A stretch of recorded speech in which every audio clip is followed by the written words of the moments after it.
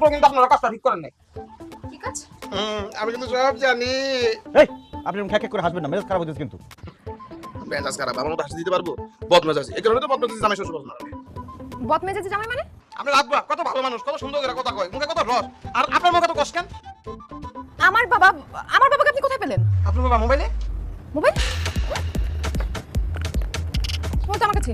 আপনার বাবা ফোন দিয়েছিল, আপনারা যখন চিপাই মানে ওই যে বাইরে গেলেন না, তখন আপনার বাবা ফোন দিয়েছে, অনেকবার ফোন দিচ্ছে, রিং বাচ্চা বাচ্চা, শেষমেশ কি করুন কোন নিরুপায় আমি ধরছি, ধরে কথা কইছি। এই এই ফোন রিসিভ করছিস কেন? কি বলছিস ফোন রিসিভ করে?